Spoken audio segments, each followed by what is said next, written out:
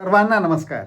मित्रहो, आपल्या शरीरातील महत्त्वाचे अवयव खराब होण्याची किंवा खराब करणारी कोणती महत्त्वाची प्रमुख 10 कारणं असतात आणि कोणते 10 प्रभावी त्याच्यावर उपाय आहेत.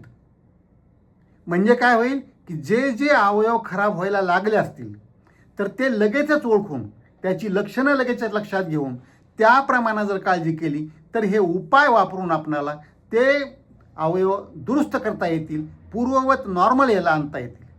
म्हणून आज आपण हे 10 कारणं आणि 10 उपाय पाहूया. सगळ्यात महत्त्वाचं, अवयव खराब होण्याचं प्रमाण सध्या जास्त वाढत आहे. हे कशामुळे वाढत आहे त्यासाठी आपण जे कारणं पाहणार आहोत. तर ही कारणं आपल्या बाबतीमध्ये जर कुठं लागू पडत असतील तर प्रत्येकानं ह्या व्हिडिओ ऐकताना लक्ष दिलं पाहिजे. अरे, ही चूक जर माझ्या हातून होत असेल तर मी तिला दुरुस्त केलं पाहिजे. तुमचा अवयव आत्ताच खराब झाला पाहिजे असं नाही, किंवा खराब झालेला असला पाहिजे असं नाही, किंवा ज्यांचे थोडे खराब व्हायला सुरुवात झालेले आहेत त्यांनी पण लक्ष दिलं पाहिजे आणि खराब होऊ नयेत आपले अवयव भविष्यामध्ये, म्हणून सगळ्यांनीच त्याच्याकडे लक्ष देणं अत्यंत आवश्यक आहे. तर सगळ्यात पहिलं की पाणी कमी पिणं ही सगळ्यात मोठी चूक आहे अवयव खराब होण्याची. कारण कसं असतं, प्रत्येक अवयव जो आपला काम करतो, आपल्या शरीरामध्ये जे महत्त्वाचे अवयव आहेत, लिव्हर आहे, किडनी आहे, हृदय आहे, आपले फुफ्फुसं असतात, आपला मेंदू आहे, पोटामध्ये आतडे आहेत, हे सगळे जे अवयव असतात हे सगळे अवयव चांगल्या प्रकारानं त्यांचं कार्य केलं पाहिजे. म्हणून पाणी हे अत्यंत आवश्यक असतं. आपण नेहमी करता सांगतो की दिवसभराकरता प्रत्येक व्यक्तीनं 3.5-4 लिटरच्या आसपास पाणी पिलं पाहिजे. उन्हाळ्यासारखा दिवस असेल तर आणखी थोडंसं वाढून पिलं पाहिजे. कारण याच्यामुळं काय होतं की त्या अवयवाचं कार्य करण्यासाठी त्याला जे लागणारे चांगले घटक असतात ते पण तिथं मिळतात पुरेशा प्रमाणामध्ये, आणि तिथून जे काही घाण किंवा विषारी घटक किंवा टॉक्सिन्स जे बाहेर काढून टाकायचे असतात ते पण काढून टाकायला पाणी जर सफिशियंट असेल, पुरेसं, तर हे सोपं जातं. म्हणून पाणी कमी पिण्याची चूक नाही केली पाहिजे. दुसरी चूक असते की काही जण जास्त प्रमाणात मीठ वापरतात, जास्त प्रमाणात साखर वापरतात, तेलकट तुपकट जास्त प्रमाणात खातात. याच्यामुळं काय होतं की मिठामुळं पाणी शरीरामध्ये पकडून ठेवायला लागतं, रक्तदाब वाढण्याची भीती वाढते, साखरेमुळं शुगर वाढण्याची भीती वाढते. तसंच हे तेलकट तुपकटमुळं रक्तातलं कोलेस्ट्रॉल वगैरे ट्रायग्लिसराईड वाढतात आणि ब्लड प्रेशर वाढण्याची भीती राहते. आणि हे जर आजार मागं लागू लागले तसंच ह्याच्यामुळं चरबी वाढते आणि वजन पण वाढायला लागतं. आणि याच्यामुळं काय होईल की याचा सगळा ताण तुमच्या अवयवावर येऊन ते अवयव खराब व्हायला लागते. तुम्ही पहा, जर कुणाची किडनी खराब व्हायला सुरुवात झाली असेल, लिव्हर खराब व्हायला थोडं सुरुवात झाला असेल, पहिल्या स्टेजमध्ये असेल, तर डॉक्टर सांगतात अगोदर तुम्ही हे सगळं कमी करा. म्हणजे तुमचा रक्तदाब कंट्रोल करा, तुमची शुगर कंट्रोल करा, तुमचं वजन कंट्रोल करा. म्हणजे याचा अर्थच काय की आपण हे अगोदर वाढूच नाही दिलं पाहिजे अवयव जर खराब होऊ द्यायचे नसतील तर. म्हणून याच्याकडे नियंत्रण केलं पाहिजे. तसंच तंबाखू कुठलंही स्वरूप असेल, जर तुम्ही तंबाखू खात राहिला तर काय होईल, तोंडातलं कॅन्सर वगैरे होऊ शकतो, इतकी गंभीर बिमारी होऊ शकते. किंवा ह्या तंबाखूमधलं जे निकोटीन असतं ते शरीरामध्ये जाऊन हृदयाला खराब करत राहतं, रक्तदाब वाढवत राहतं. आणि जर तुम्ही स्मोकिंग करत असाल, धूम्रपान करत असाल, तर त्याचा जो धूर आणि केमिकल्स जे असतात ते मध्ये जाऊन फुफ्फुसांना खराब करत राहतं. फुफ्फुसांचा कॅन्सर पण होऊ शकतो, आजार पण दम लागण्यासारखे धापीसारखे आजार पण होतात. तसंच अति मद्यपान हे अगोदर लिव्हरला खराब करायला लागतं, पोटातले आतडे वगैरेही खराब होतात, पचनसंस्था सगळी बिघडायला लागते. म्हणून अति मद्यपानसुद्धा टाळलं पाहिजे. तसंच वेदनाशामक गोळ्या किंवा कुठले काही अँटीबायोटिक असतील, वेदनाशामक पेन किलर्स असतील, ह्या आपल्या मनानं गोळ्या घेणं. कदाचित काय झालं असेल, तुम्हाला कधी दुखत असेल म्हणून डॉक्टरांनी काही ठराविक कालावधी करता एखादं वेदनाशामक दिलं असेल, एक 5 दिवस वापरा, 10 दिवस वापरा असं दिलं असेल, आणि तुम्हाला त्याचं चांगलं वाटतं असेल म्हणून बरेच पेशंट काय करतात, नंतर ते गोळीचं जे पाकिट असतं किंवा जी स्ट्रीप असते ते मेडिकल दुकानामध्ये जाऊन ही गोळी द्या, आणि अशा गोळ्या महिन्याने वर्षानुवर्ष खात राहतात. हे मुख्य कारण होत आहे आता सध्या.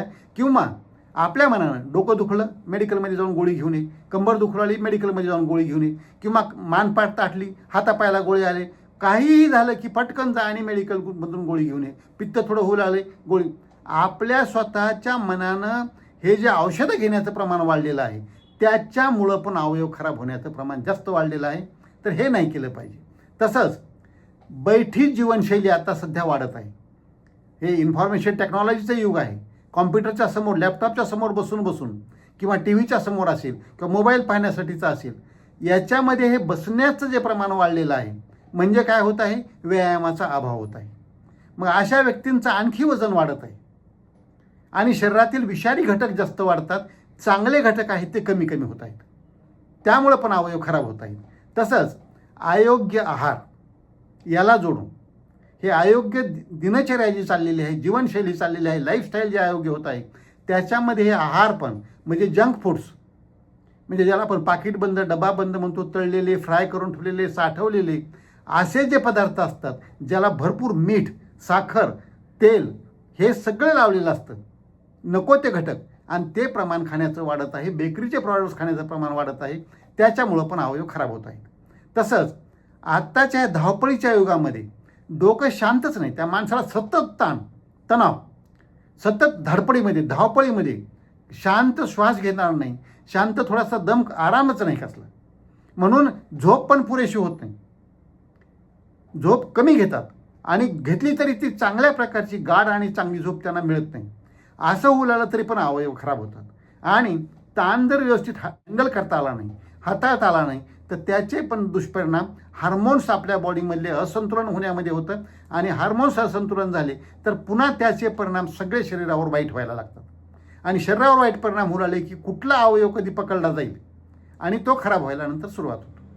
म्हणून हे ताणतणाव येणं, झोप चांगली न घेणं हे सुद्धा अवयव खराब होण्याचं महत्त्वाचं कारण आहे. तसंच आपल्याकडं आजारी पडल्यानंतरच, आणि तेही जास्त झाल्यानंतर, एकदम आडवस पडायची वेळ आल्यानंतर मग डॉक्टरकडे जातात, मग तपासतात, मग दवाखाना करतात. तर ही पण सवय जी आहे ही अवयव खराब करण्यासाठी कारणीभूत होत आहे. खराब होतात सुरुवातीच्या स्टेजमध्ये कळत नाहीत, कारण तुम्ही नियमित तपासणी जर करत राहिला डॉक्टरकडे जाऊन तर तुमचं वजन कळेल, तुमचा BP कळेल, शुगर आहे का कळेल, हे अवयव खराब करणारे घटक तिथे कंट्रोल करता येतील.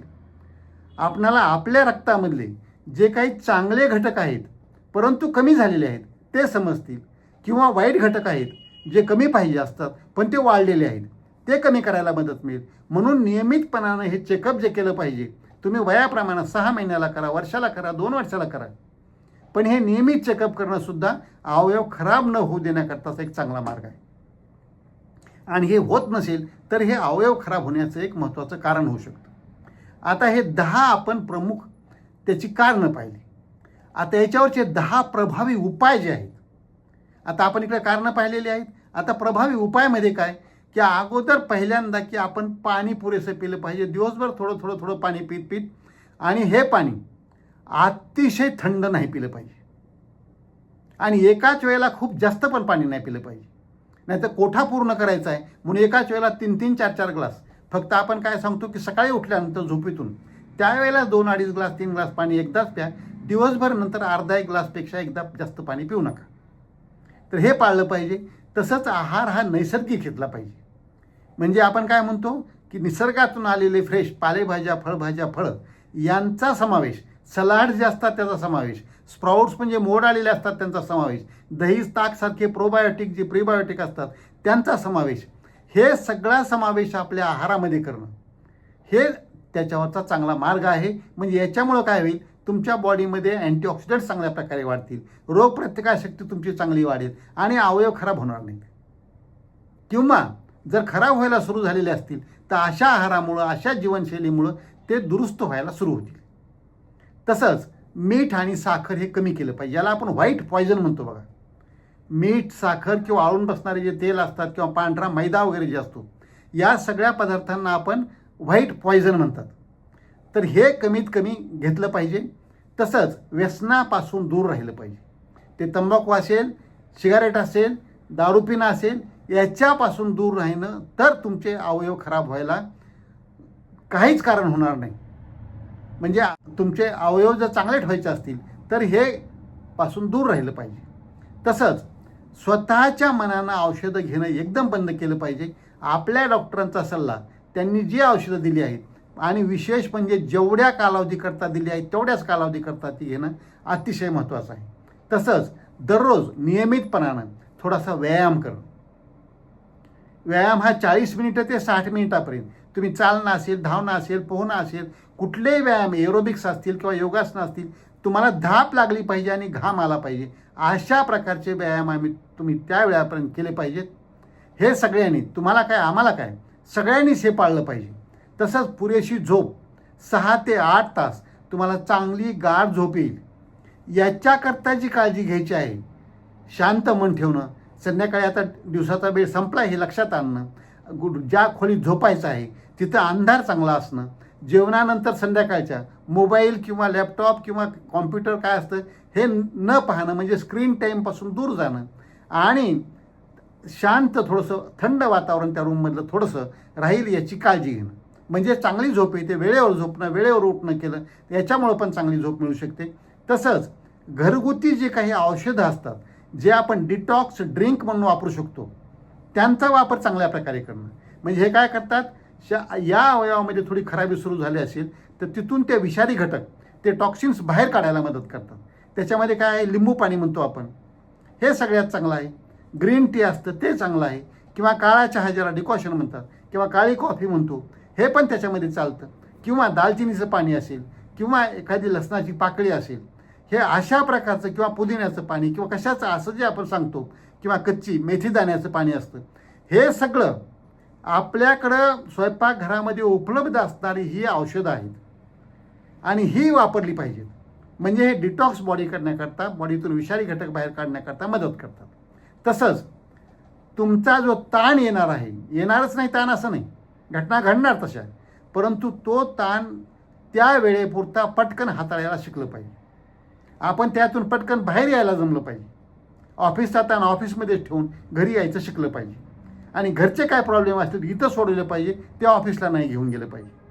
हे दोन्ही बाउंड्रीज आपण पाळल्या पाहिजे आणि आपलं फॅमिली लाईफ जे आहे, फॅमिली फर्स्ट, नातेवाईक असतील, मित्र असतील, फ्रेंड सर्कल असेल, काही तुमच्या सोशल काही कम्युनिकेशन्स असतील, हे सगळं सांभाळलं पाहिजे. म्हणजे ताण कमी व्हायला मदत होते.